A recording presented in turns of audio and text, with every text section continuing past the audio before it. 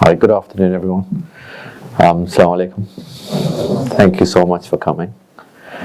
In light of what's happened in New Zealand, is that it breaks my heart that any young man can take it upon himself, based on a one-sided historical narrative, to kill innocent people. This work I started about 10 years ago, with no other aim and objective but to try and bring people together. I was pretty troubled as a young man, not being able to find my identity in modern day Britain. And I had this very negative kind of perspective of what Jack and Britain meant for me. I came from a family that were part of the Persian elite that ruled India, and they had their estate robbed off them in the early 19th century. And it was something that I found very difficult to understand, and I felt that, I come from a community that had been colonized and to some degree kidnapped and hijacked in terms of my culture, my religion, and I found it very difficult to connect to this country. And I recall as a very young boy being continually questioned about my contribution, and that I should kind of pee off back home to wherever I come from. And I know that that resonates with a lot of people. I'm not alone in my experience. However, I found that after 7/7 in particular, there was this constant vilification and negative stereotyping of the Muslim community of Britain. And there was very little actually known about them, but they themselves knew very little about themselves too. And it was here that I started that journey of self-discovery. And it actually started because I met a young man who wanted to go out to Afghanistan to fight. He didn't want to fight because he wanted to kill innocent people. It was actually the opposite. He wanted to defend the innocent people that were being bombed from the skies. And that was his concept of sacrifice, and that's what really he was, and that's what he felt that if he was ever given the opportunity to do, he would do. But I realized that there was a disconnect in his life. He couldn't connect with Britain. He didn't have a sense of belonging here. He felt very disconnected. And whilst advising the Home Office back in 2010, there was a report that was done, which was very interesting. And I have to say that of all the reports that I've read that have come out of the Home Office, this Labour-funded report was pretty impressive. It actually acknowledged that foreign policy, racism, a low sense of belonging, and negative media profiling of Muslims were the main factors that was radicalizing young Muslims. However, in that narrative, I felt there was still this disconnect. How do we connect to Britain? Why are we here? Where did we come from? Why did we come to Britain? And that we were British subjects before we became citizens. This idea that we were just purely South Asians living in a remote part of the world is actually untrue. Britain landed on India. We didn't land on Britain by mistake. There is a reason. And the best way of simplifying this is by saying Britain's wars brought us to these shores, and nothing has changed for over 100 years. There are people now coming from Syria and Iraq for no other reason that there is just a massive crisis in those countries. And those people come to build a life. And it breaks my heart that some of those people found themselves in those mosques in Christchurch, having fled wars, only to be brutally murdered for no other reason but for them to just go to a mosque and remember their Lord in peace.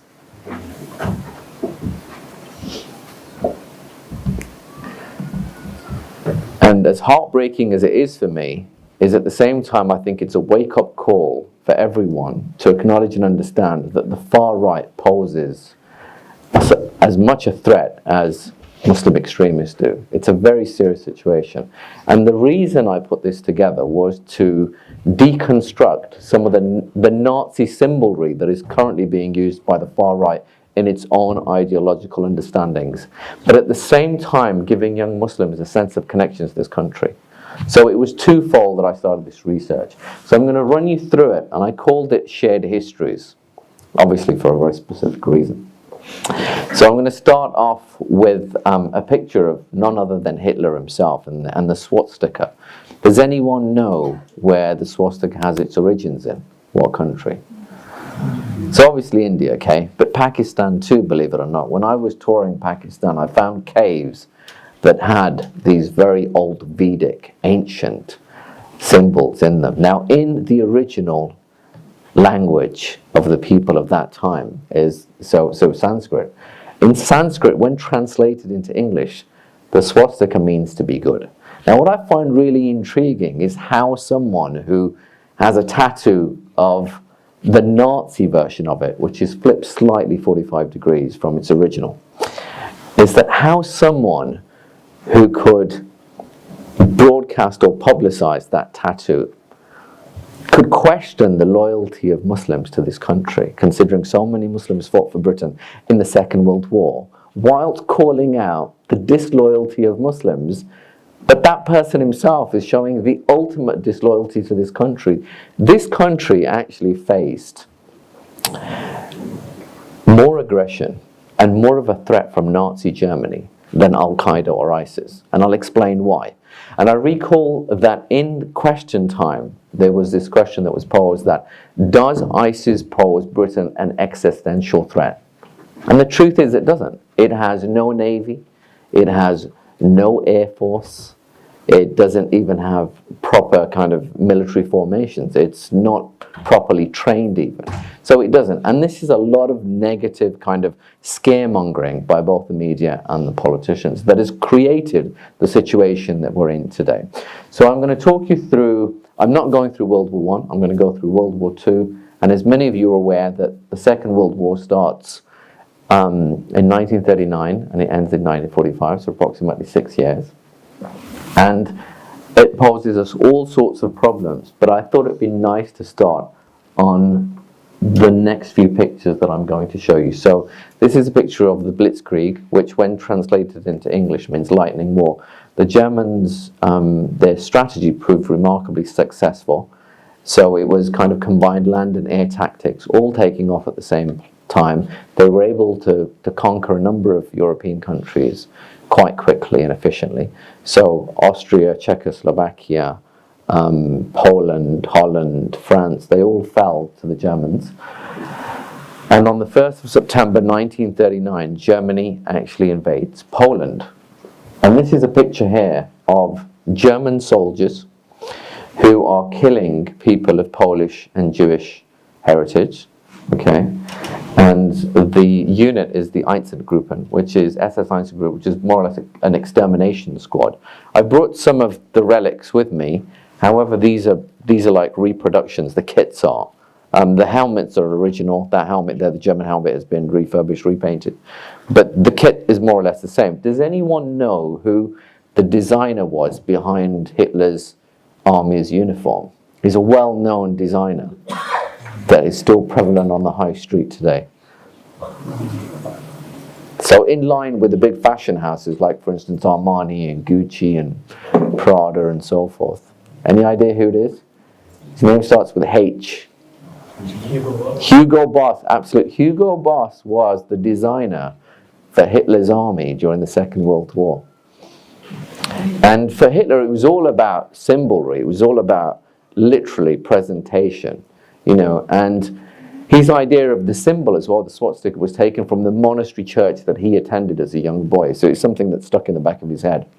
However, it's a brown man symbol. If you're going to deconstruct the example of the far right now, is how can you claim to be white supremacists using a brown man symbol? It just doesn't make sense. It's beggars belief, you know.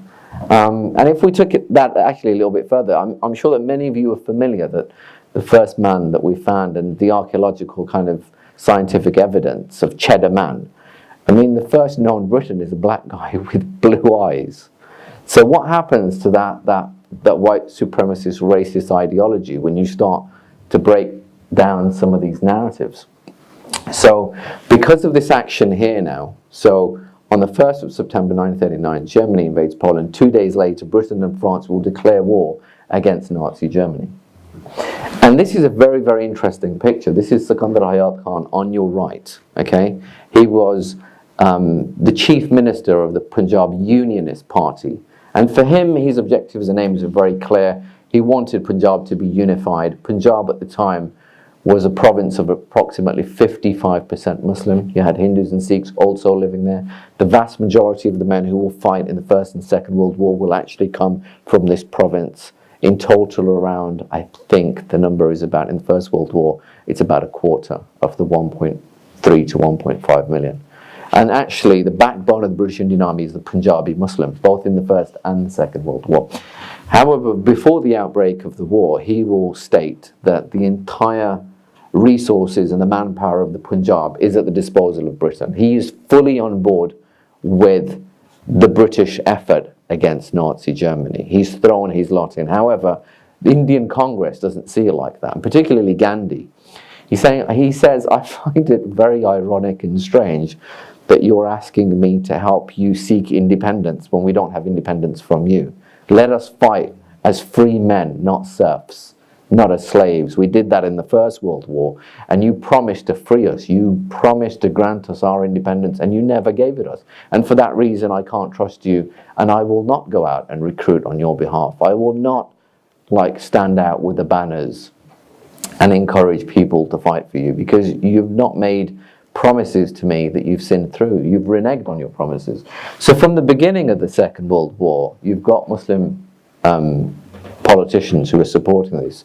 There are those who are also a part of Indian National Congress who refuse to support Britain.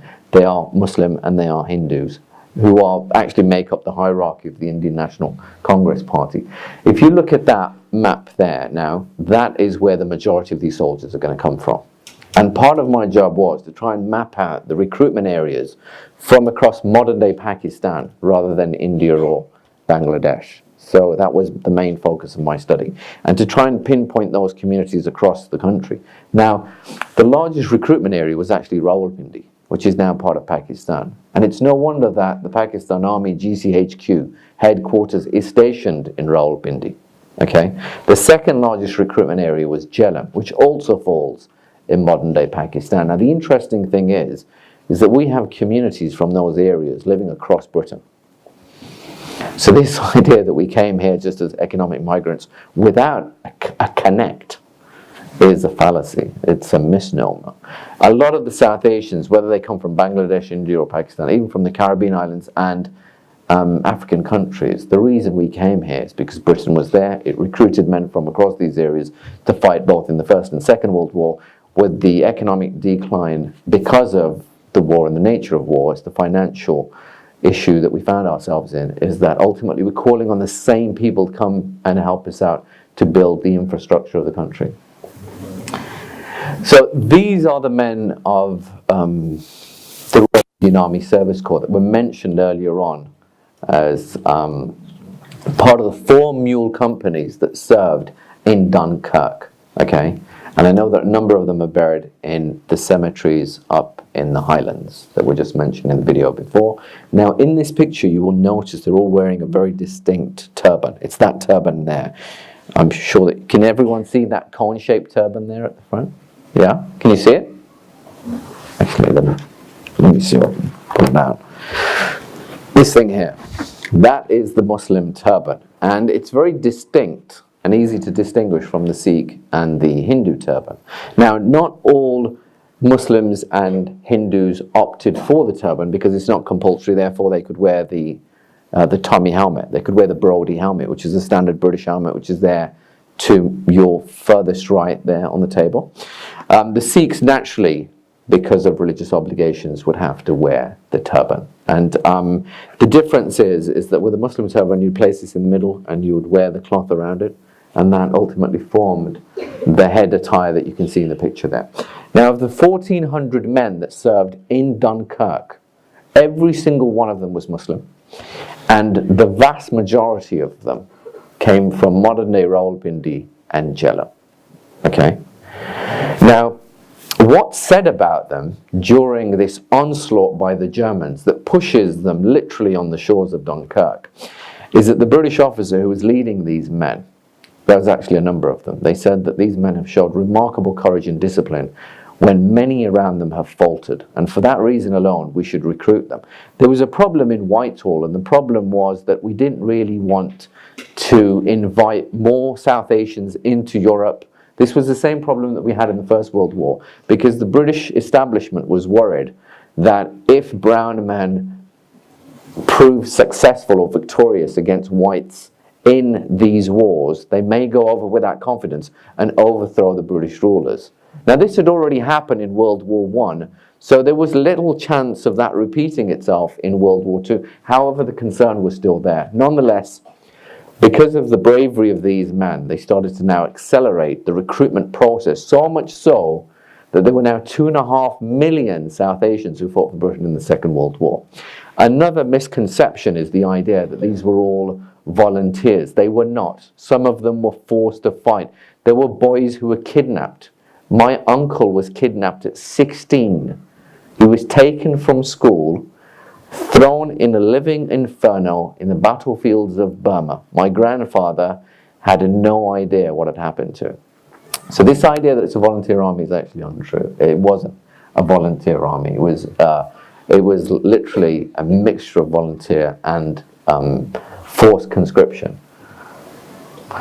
And that's the picture there. That's a painting of Dunkirk, where you can see that the Luftwaffe, the German Air Force, is engaged with the Royal Air Force, so the British Royal Air Force, and they're literally bombing men below on the shores.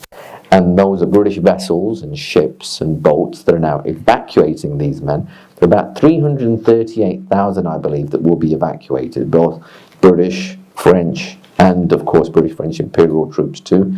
And about, I think, 40,000 will remain on France, so they'll be captured. And of the mule companies, there were 4. I think each company was made up about 350 men.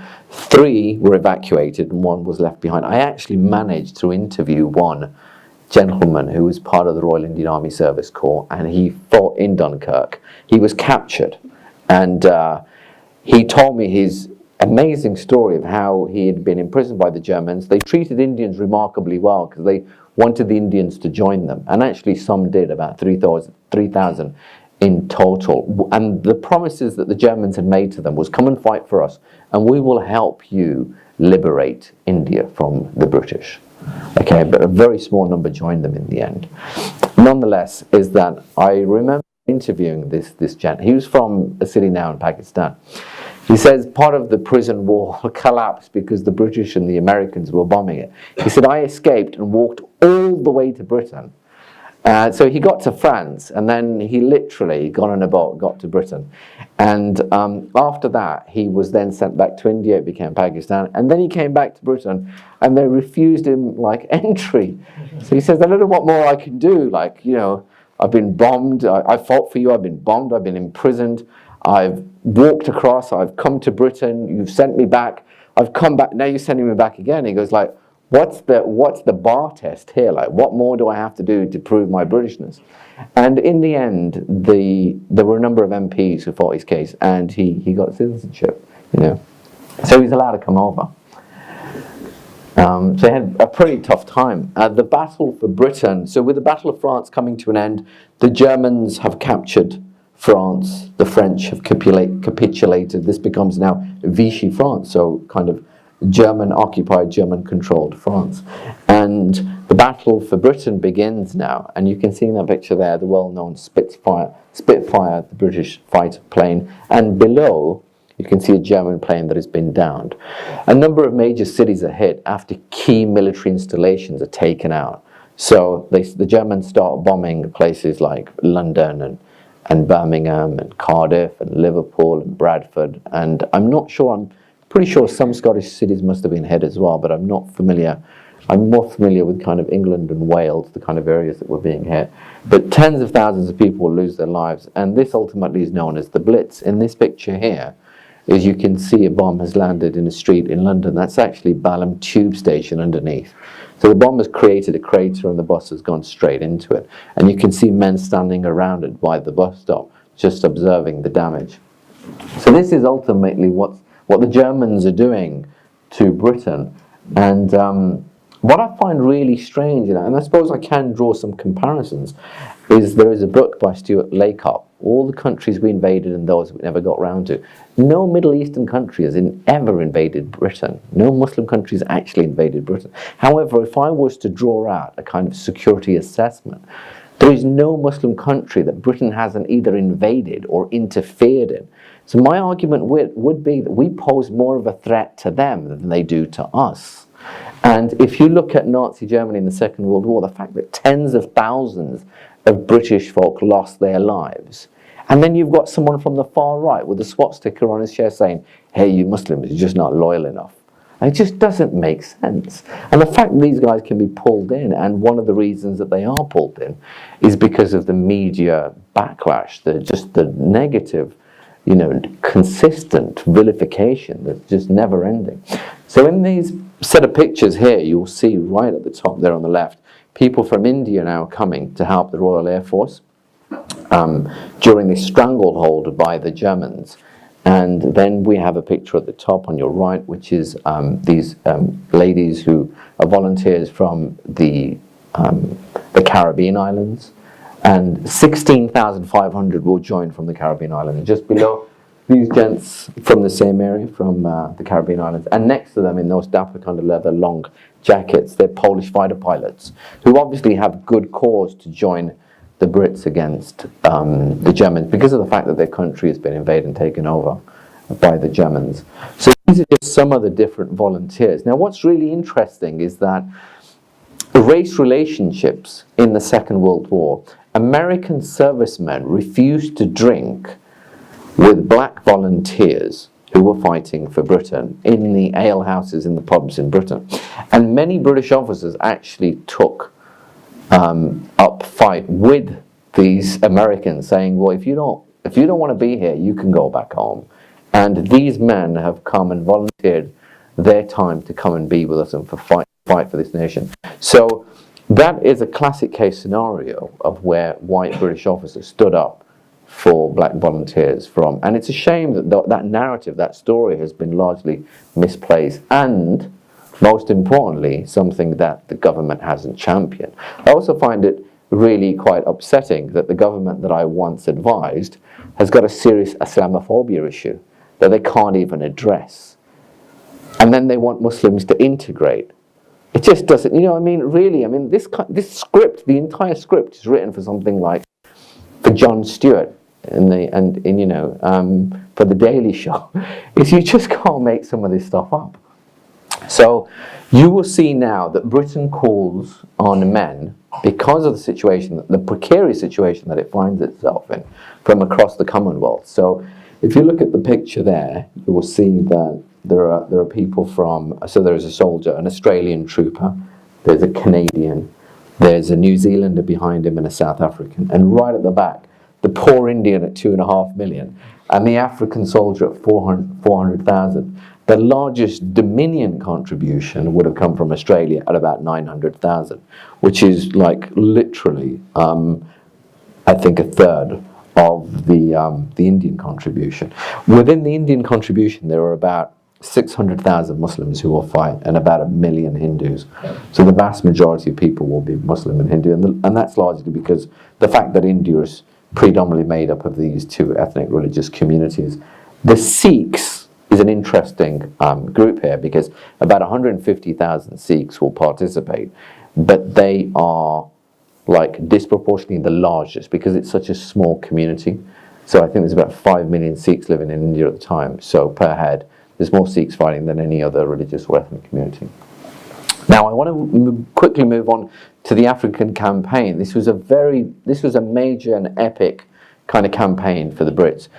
It becomes Britain's first major land victory against Nazi Germany. So it is a very, very important war for Britain.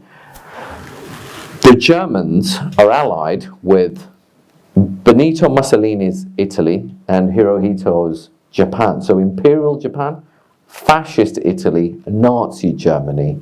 They've got overlaps, they've got common denominators in their ideological understandings. Well, certainly the Italians and the Germans have, probably the Japanese less so.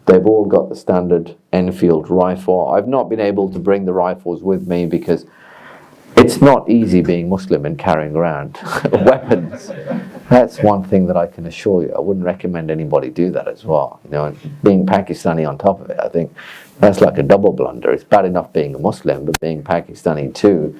And then in light of, despite what may have happened in New Zealand, is that any Muslim caught with a gun is still a guilty Muslim, you know, and in this line of work, and certainly as Muslim citizens of the state, is that unfortunately we're guilty until proven innocent. It doesn't work the other way around. So even though that I have the label of counter-terrorism because of advising the government, I still wouldn't recommend people carry any of this stuff around with them. You know, so I've got landmines and mortars and shells, and that's a replica German submachine gun. But you know, I've had the police knocking on my door. I've had a few helicopters follow me.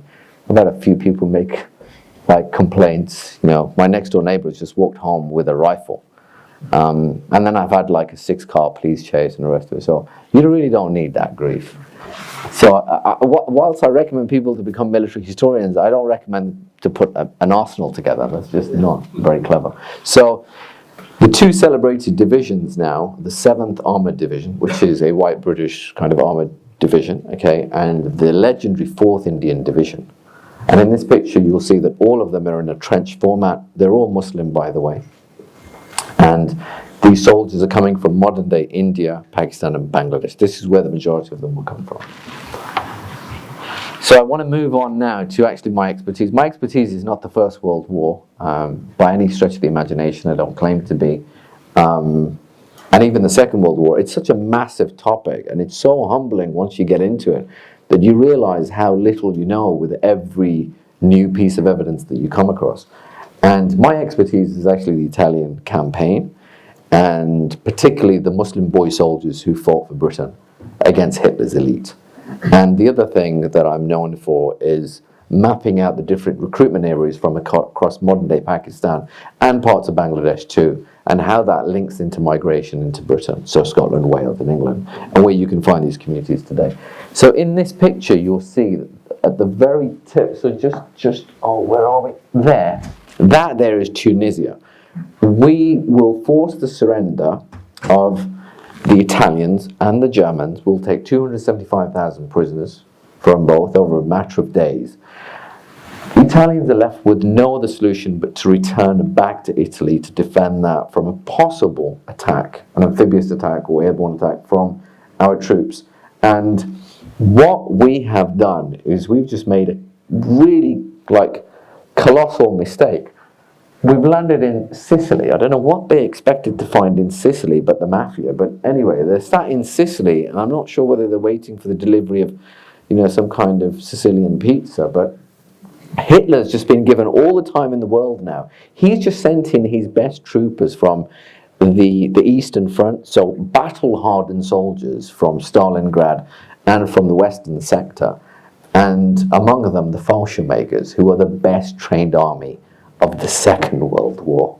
So we are now going to pay the price in blood for almost every yard that we are taking from the Italians and the Germans. We're up against the grain. The topography, the landscape of Italy is very interesting. It's littered with villages that are easy to fortify, with mountain tops, with river crossings. These are it's like the worst place you could possibly find yourself in. And the fact that German commanders have literally studied these areas for a very long time, so they know what kind of traps to set out, and they're ingenious at doing so.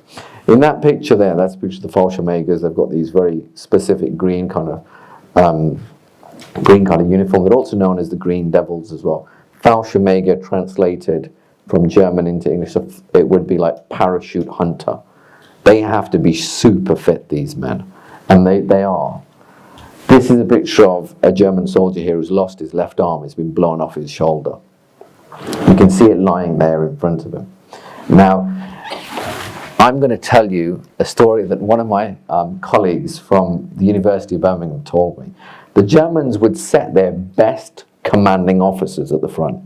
They would be the most dedicated, the most committed, the most just crazy, just nuts.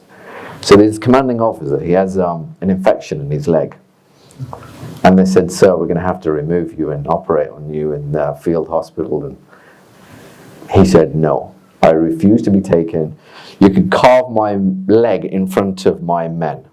So we're going to have to amputate because the infection is growing. So he says, yeah, okay. So amputate my leg in front of my men to show my commitment to them. So they pull out the saw, they pull out an amputation saw, and he's hoping they may have some morphine left. They had no morphine, they run out of morphine. So he goes, well, just chop the leg then. So they're literally grinding through the bone, okay? There's blood going all over the place. And this guy is just there holding his nerve, trying not to break until he breaks out into a number of screams and yells. And the oppositional army coming about 2 valleys away can hear him screaming. They finally managed to capture some of the retreating German units. And they said, who was the guy screaming? Commanding officer. You guys crazy, you do that to your own men. It says, no, he was the commanding officer who refused to be removed. So that's the kind of men that you're up against. And lo and behold, this is one of the areas where they're facing some of these units. Monte Cassino. Right at the top of that hill, you'll see perched a monastery, okay? Right at the bottom of the picture, you'll see that's kind of ground level where the cars are. We have to get to the top. 17,000 Germans will lose their lives, like literally defending that position. And I think about 50,000 Allied troops. The Moroccan French troops, the Goumiers, do really well. They actually get very close to taking that position. And then the Gurkhas do well. The Indians have gone in, they've had a really tough time. And eventually the Poles will take it. However, we couldn't really get to the top. So in the end, what we do, I think it's a 4-month bombing spree. We literally decimated the entire area. And this picture here is of some of the Indian troops who ultimately served in Monte Cassino. This was one of the bloodiest battles of the Second World War. That's what they reduced it to, absolute rubble. And believe it or not, the Germans were still there fighting because they'd literally dug in underneath. And in the end, we were successful in removing them. And I thought at the same time it's interesting, we obviously, I'm trying to cater for all the different communities, and here is the story of Francis Jefferson, who was a Victoria Cross winner actually at Monte Cassino. So he won Britain's highest medal for bravery, which is the Victoria Cross. It has a very distinct burgundy ribbon with a cross underneath it.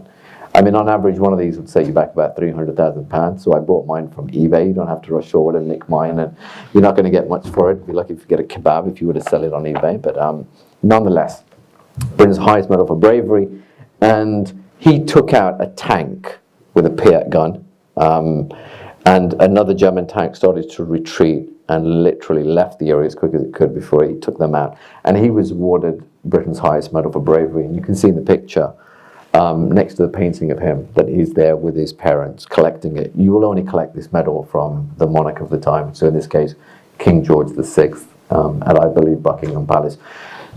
However, it was greatly unfortunate for him because his medal was stolen from his family house, in his mother's house, actually, from his mother's house in 1981. So I can't imagine the trauma and the pain his mother and father would have felt for him. But I'm pretty sure that they would have given him a copy of that Victoria Cross. But nonetheless, the fact that a man is willing to die for his country and someone wants to steal such a prestigious medal, quite heartbreaking.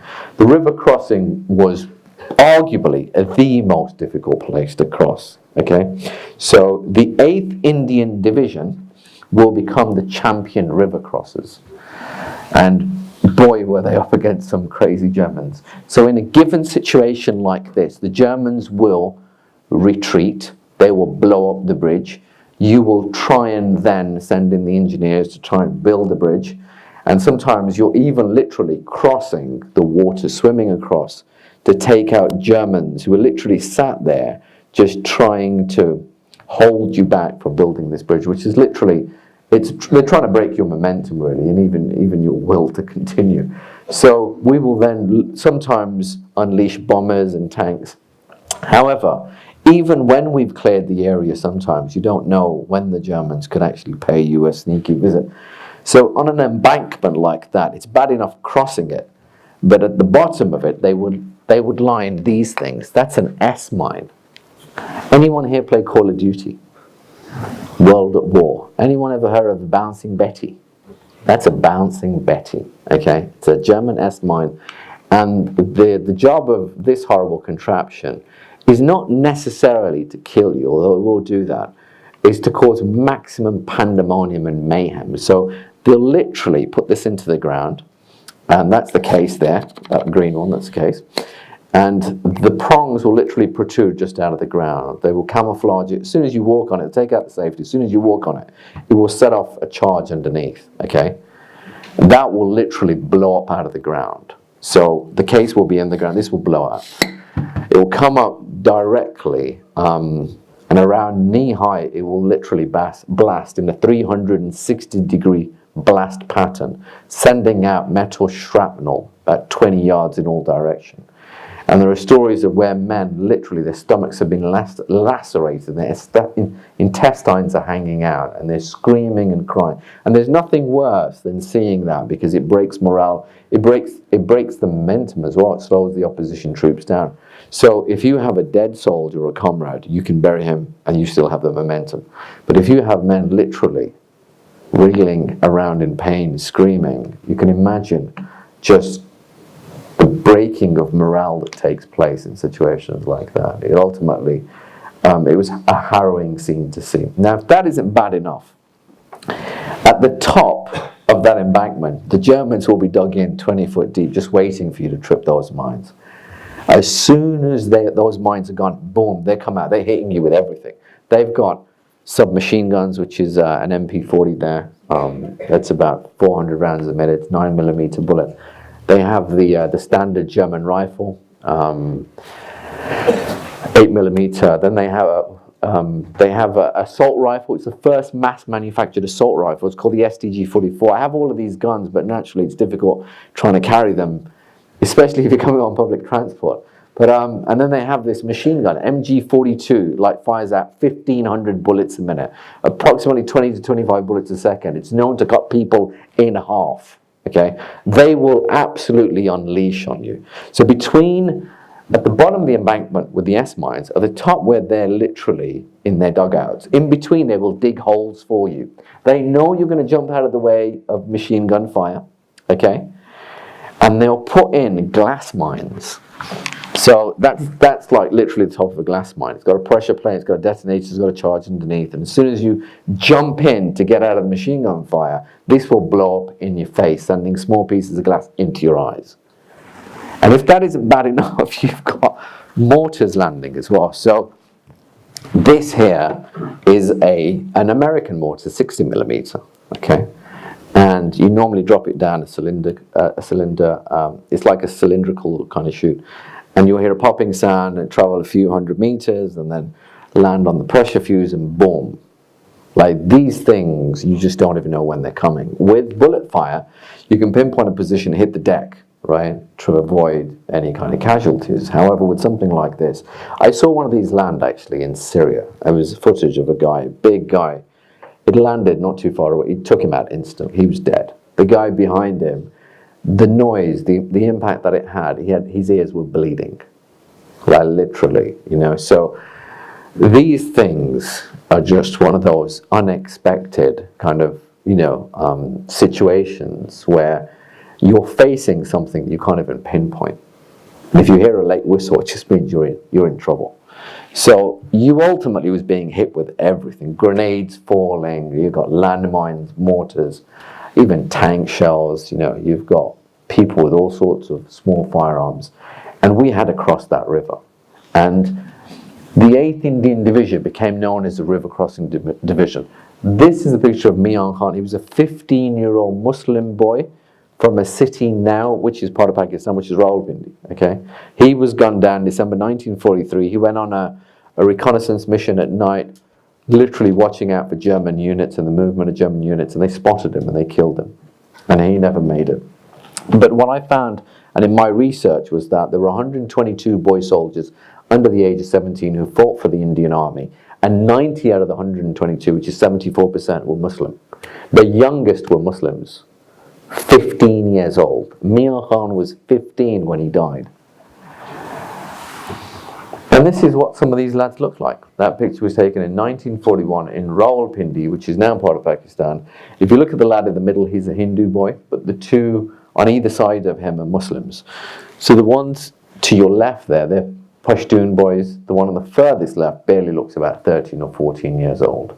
And that kind of tallies up with my research, because the youngest boys that were fighting, they came from Pathan areas. They were very, very young.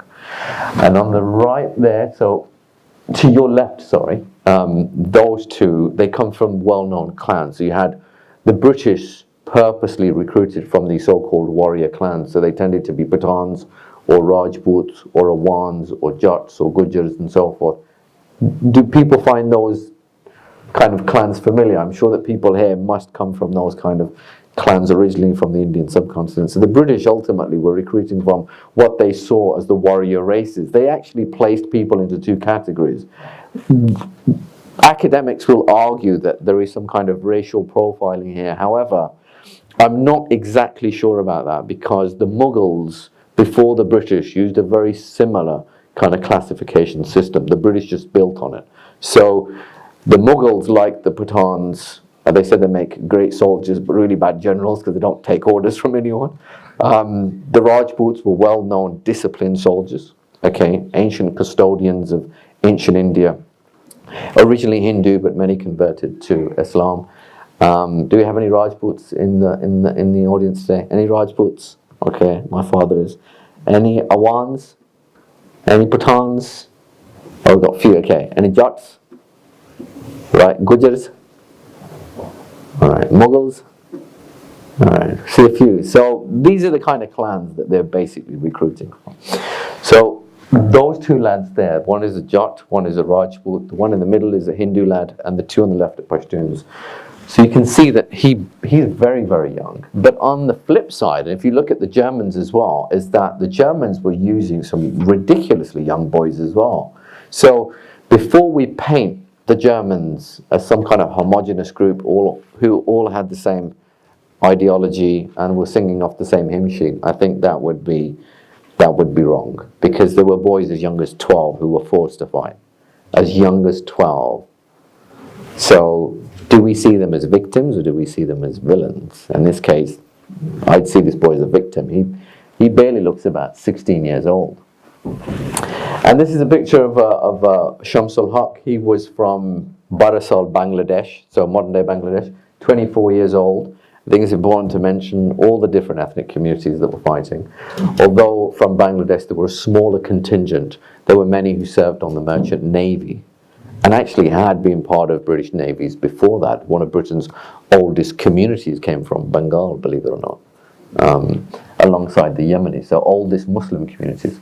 So there's amazing stories of some of our elders who put up, amazing contribution and sacrifice for this country, and yet we still got people saying, what did you do for Britain? The Frontier Force Regiment and the Punjab Regiment. So the uniform that I have here is the standard uniform of Indian soldiers who would have worn that particular shirt both in North Africa and in Italy. That is not an original. They are replicas. It's interesting because that was made in Pakistan, believe it or not. And so if you look at the picture there, the left, that's a Frontier Force Regiment who did very well in Italy. They're now part of the Pakistan Army. And the other picture there is of the Punjab Regiment. So in the Punjab Regiment, you would have seen Sikhs, Hindus and Muslims. And actually most of the regiments were mixed up with the different ethnic communities. Britain did not want one single ethnic community fighting in one particular regiment because they were worried about any form of rebellion and unity. So the way is to try and break it up ethnically.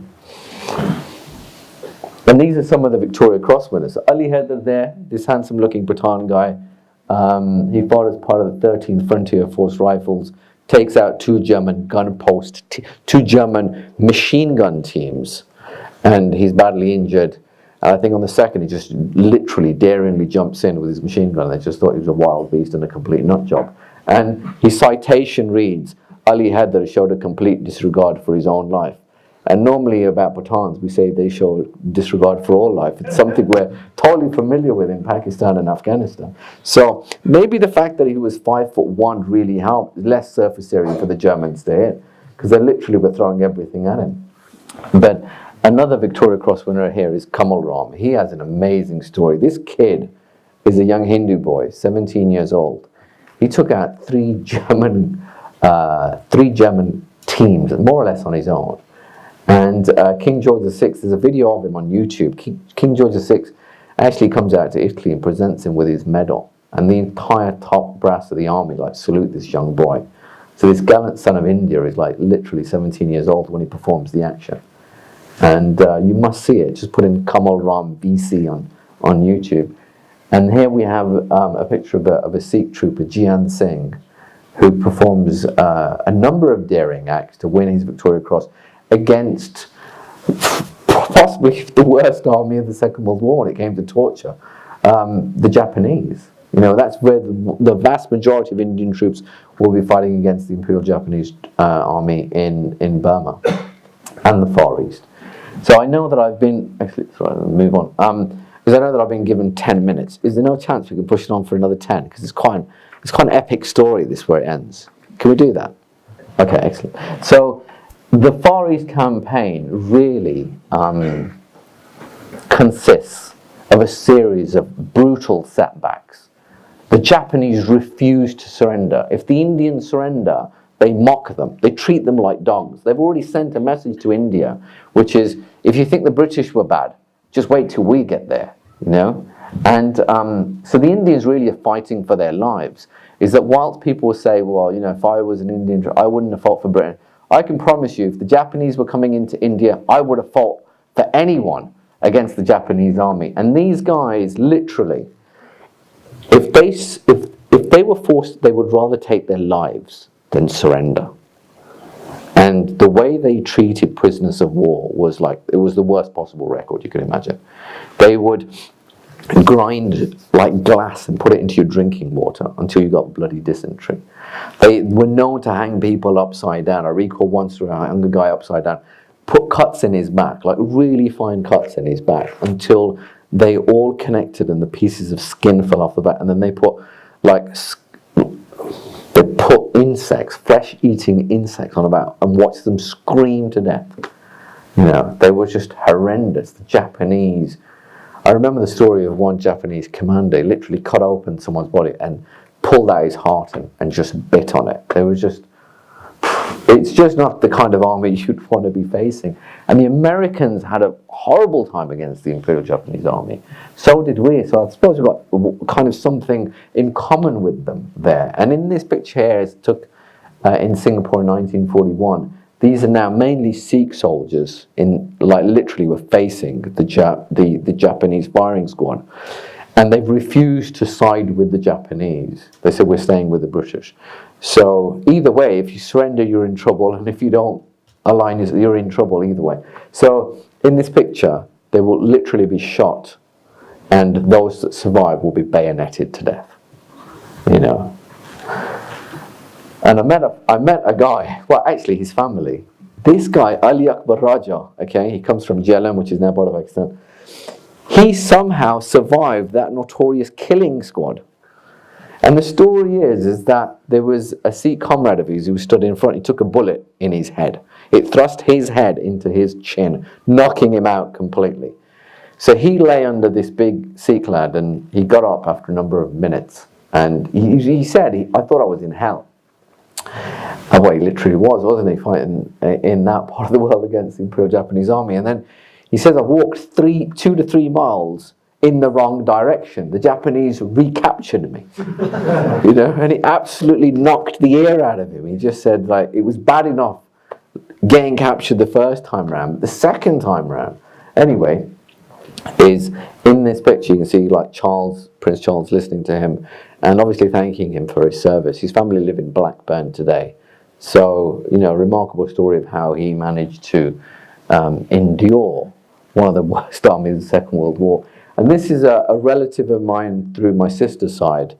My sister's husband, his father is Pakistani, his mother is English. And That's his grandfather, his late grandfather, so Lieutenant Colonel Ken Speller. And I interviewed him before his death. He was a lieutenant colonel in the Indian Army, okay, and in Burma.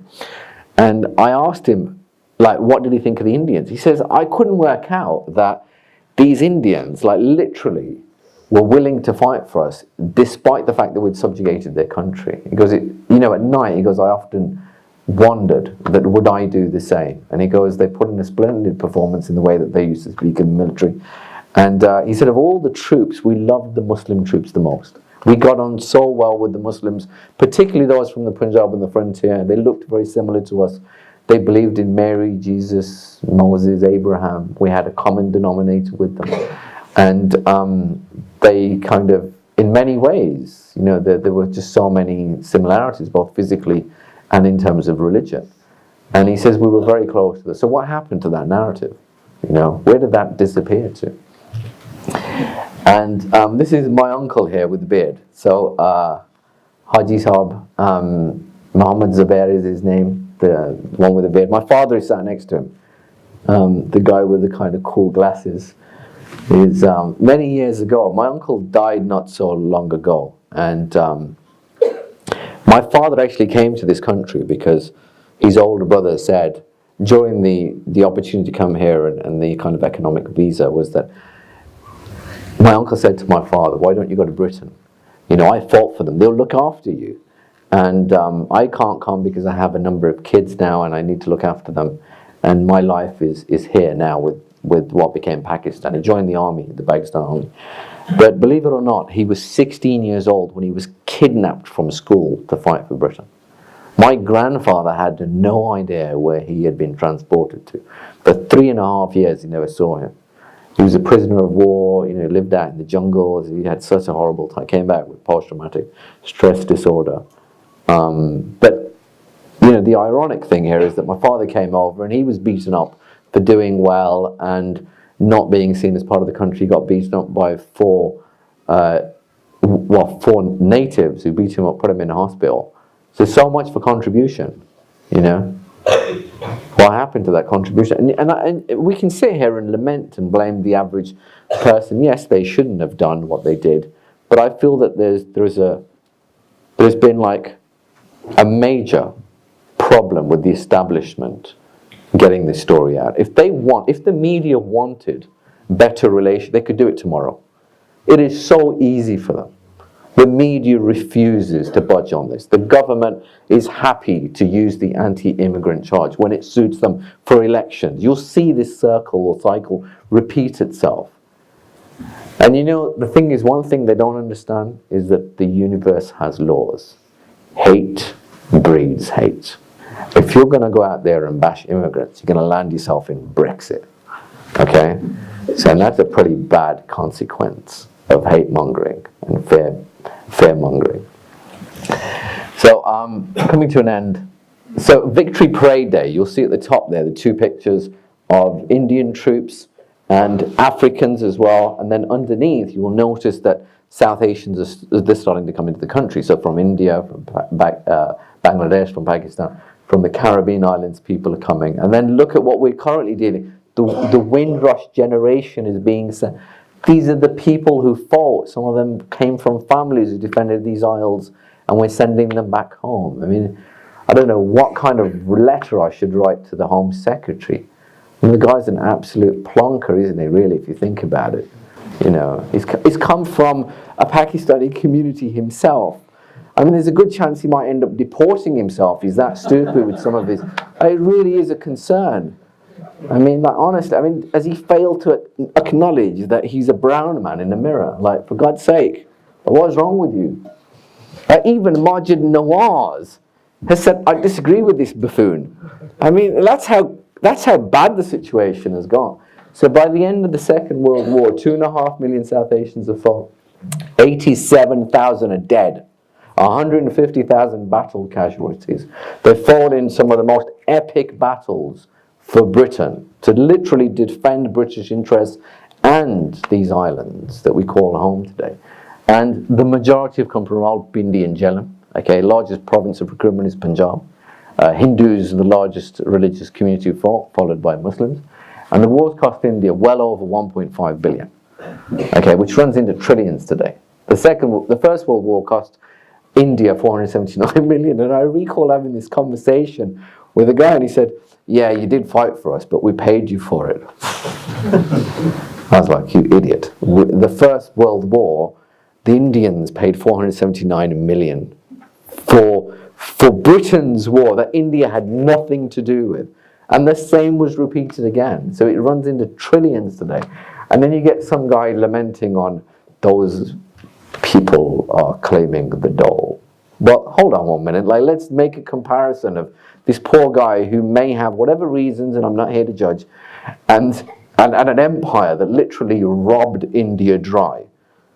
When the British got there, the GDP of India was 25% world, like literally of the world, 25%. And when Britain left, it was 3%. And then they turn around and say, oh, but we built the railroads for you, only so you could loot the country. And even the word loot, you looted and put it into the English vocabulary. Is there anything you didn't loot? You know, I mean, where does this saga end? I mean, it's the same with, like, for instance, the Middle East today, where we're going to, like, enlighten these heathens, you know, like these savage barbarians. We're just going to throw bombs on innocent people in the process. You know, it's a bit like saying, I remember this guy, he's an American commentator, he said, you see, the difference, Mr. Mahmood, is that our bombs hug people to death. Your bombs terrorize them to death. I mean, he was like a satirist. And I thought, well, that's such a good way of putting it. Like, literally, if you were to read it, like, you know, collateral damage. You know, the guy that has just orchestrated the killings, like, you know, angelic boy somehow was converted into this killer, right? But if it's a Muslim guy, it's like demonic from the moment he's born, right? He's just inherently evil, you know. There's no process of like, nobody's born evil, but however, you know, the other is always born evil. We can just carry on dropping bombs on innocent people, you know, and just get away with it. Now I want to come to this is more or less the end now. And I think it's really important, I'm going to go through this very quickly, is that this is the story of Muslims who saved Jews during the Holocaust. This is by no stretch of the imagination my expertise, and I'm not even going to claim it to be. I think it's a very important story that at this moment, with anti-Semitism where it is, with Islamophobia where it is, that we as Muslims, by the way, we should never allow Israel and its politics to come between us and the Jewish people. In the same way that the rest of the world shouldn't allow the state policy of Saudi Arabia to come between them and the Muslim community, right? So the picture there, you'll see there's the Imam of the Central Mosque of Paris, the Grand Mosque of Paris. And he's the gent to, you're right, his name is Abdul Qadir Ben Gabrit, okay? And he's been welcomed to a ceremony in Paris, I believe it's after the war, and it's for his participation in saving Jews. He actually had documentation made for these Jewish residents of France and Paris in particular, giving them Muslim names, giving them a different ID, and in some cases they even hid them in the mosque from the Germans. Look at this beautiful mosque, the Grand Mosque of Paris. He actually hid them in the mosque, out of sight of the Germans. So, you know, this idea that Muslim relations with Jews is something that has, you know, it has got to where it has got to. Unfortunately, I think there's silliness and discrimination on both sides of the divide. However, historically, from a Muslim perspective, Jews and Christians are rendered as people of the book and the Quran. And you will notice historically there has never been a genocide of Jews in Arab lands. This has never happened. However, this has been the case in Europe, pogrom after pogrom. I remember a chronicler saying when the first crusade took place, the Peasant Crusade, is that some of these peasants were very upset with the moneylenders, and they are known to have actually barbecued Jews on spits, like literally put them on a spit, barbecued them, and ate them whilst they're literally sizzling and burning. Okay? And please, like, feel free to check up the history of the pogroms of Europe. And it was exactly that climate that allowed Hitler to do what he did. That anti-Semitic kind of feeling. And even this idea of anti-Semitism, I think it's important to explain that Arabs are Semites. You know, there are many people even in the Indian subcontinent that have Arab blood. You think Qureshi just landed there by accident? Hashmi, Abbasi. These are Arab names. You know, there are many Arab migrants who moved into modern day India, Bangladesh, and Pakistan. So in this picture here, we have the story of Abdul Hussain Sardari, who is an Iranian diplomat. He's the guy, where is he now? Second from right with the glasses. So he's an Iranian diplomat who saves the lives of many Iranian Jews, adopting exactly the same style of changing ID and identification as the Imam and rector of the mosque that I had shown before, Abdul Qadir bin Gabrit. So he saved the lives of many Iranian Jews in the process. And this is an amazing story of Albanian Muslims who practice this old ancient traditional code called Besa, where if someone seeks sanctuary, you have to give it, very similar to the Pathans, okay? So these Jews have fled now from the Rhineland, from Germany into Albania, and these Albanians are protecting them. And in some cases, the Germans would pull out like clan heads and shoot them in front of their families because they refused to tell them where the Jews were. But they refused to give up the Jews. And I think it's one of only 2 European countries where the Jewish population increased towards the end of the war, in contrast to the Jewish citizens that it may have had at the beginning of the war. Okay, Albania. And this is why even the modern state of Israel has and continues to laud and celebrate that relationship with Albanian Muslims, of the fact that many Jews were saved in the process. And in this picture here, that gent with the small tosh and the white cap is literally sat with his wife, and he's surrounded more or less by these Jewish ladies and children. They saved their lives. I have an original German rifle that I actually procured from Albania that was more than likely used to shoot Muslims, Muslim Albanians, to try and literally find out where the Jews were. It could have killed Jews as well, but I think it's a very important item for me that in itself has a story to tell of Muslim-Jewish relations during the Second World War. Okay, anyone know Noor Inayat Khan? Do you know the story of Noor Inayat Khan? Yeah? Yeah, sorry. That's good, that's a very good point. She was a Muslim spy who was born in Moscow in 1913. Her mother was a Scottish Christian lady or a baker. Father was a Muslim Sufi priest, Muhammad Inayat Khan. And she was living in France. The Germans came, she escaped to Britain, became a spy, got captured by the Germans. Boy, did they give her a tough time, beat her black and blue. She refused to tell them what she was doing. In the end, she was led into a courtyard and shot with 3 white British spies, all holding hands, and her last words were liberté. And believe it or not, her mother and brother saw her in a dream where she came to them and said that she'd been liberated. And later on, they found that she had been killed. So amazing story of bravery. This woman literally was starved. She was less than 6 stone, but her spirit was so amazing she refused to give in. Yeah, you know what? I think this is a really good picture to finish on. I would like to finish on this picture because I think that we can focus on the negatives or we can focus on the positives. When we see a killing like what we've seen in New Zealand, we can do what some of the far right do, which is to see all white people now as people who are somehow responsible for what has happened there. Or we can see it slightly differently. You can see the Christchurch scenario through the eyes of the killer, or you can look at that young Australian boy who they call the egg boy, who literally slammed the egg on that racist senator, and Anning, right, I believe his name was. Is that there are good people like that everywhere. There are good Muslims, good Jews, they're everywhere. If you go out with the idea that people are bad and dislike you, you will close down the doors upon yourself. If you go out with the idea that there's humanity in these people, they're all human like us, you will open doors that you could never imagine. Okay? So we can either look at Christchurch through the lens of the killer, or the young generation who are growing up and seeing the disparity for themselves. In the case of the young white boy who threw an egg at the senator who made derogatory comments about Muslims, and he blamed Muslim migration for what is happening. And in the same light, this is happening outside the House of Commons. The majority of white people here, we fought alongside their forefathers against fascism and racism.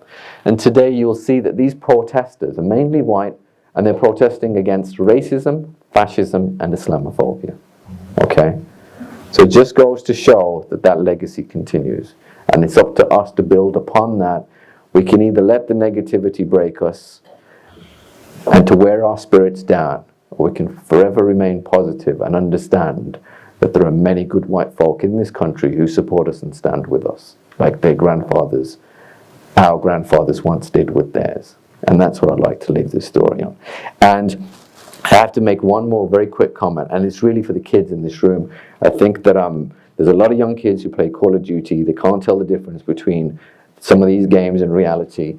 So quickly, that's the game, and I know it sells a lot. I know a lot of kids play this kind of stuff, and in the games it's like one man versus the other. Well, let me tell you, these items I've actually procured from Syria, okay? That's a toe popper Russian. You step on one of these, it'll blow the ends of your foot off. That is a TS-50, an Italian landmine. As soon as you walk on one of these, it's going to take your foot off as well. It's using, you can see it has a sandy color in it, so it's used in desert combat. Okay. This thing here, SB-33 Italian mine, looks innocent. You push one of these, it'll blow up in your face. Okay, it'll kill you instantly. That's an American cluster bomb, 300 small metal ball bearings in that. This is a stake fragmentation mine, stake it into the ground, put a wire across the pin. As soon as you pull it, so you would tie it to a tree, this is going to kill you or literally maim you, okay? The real combat is not a game. You can put your game on hold and go for a toilet break. In real life, you can't do that when bombs are landing down on your head and you've got all sorts of heavy artillery coming in your direction. We're not here to encourage war. We're not glorifying any of the weapons that I brought here with me. It is just purely a historical narrative, and it's very important for kids particularly to understand that these are just games. And in the media, they've sanitized the idea of violence, fighting, and then they wonder where these guys who go out and kill innocent people have come from. It's a culture that is bred, and it's made these kids ultimately grow up thinking killing people is fine. It's not. That is the end result of war. They don't tell you about the psychological trauma that comes with the physical injuries. Okay, so I think it's very important for kids to kind of leave knowing that we're not here to glorify any kind of combat. So I just want to finish on that note. Thank you so much for coming. I hope that part of the narrative helps people here identify with Scotland even better than before. I know, and that you guys are very blessed that to be Scottish Muslims. I've never heard a Scottish Muslim or a Scottish Pakistani ever say that they're not proud of their Scottish roots. However, I've never met an English Muslim who's ever said he's proud of being English. So that would prove that something is going wrong in England, and it's not really a British problem, it's an English problem, okay? That you're very lucky that, particularly British Pakistanis, you've got Sturgeon, and you've now got Imran Khan. We've got Imran Khan as English Pakistanis, but then we've got Theresa May, right? So, you know, just imagine the trauma that we're going through. If Brexit happens, I think we'll all shift over to Scotland at some point. But thank you so much, and I hope that the narrative that I've shared here with you today is something that will empower you, educate you, and also to help you combat some of the far-right nonsense that we're currently having to endure and listen to. Thank you so much.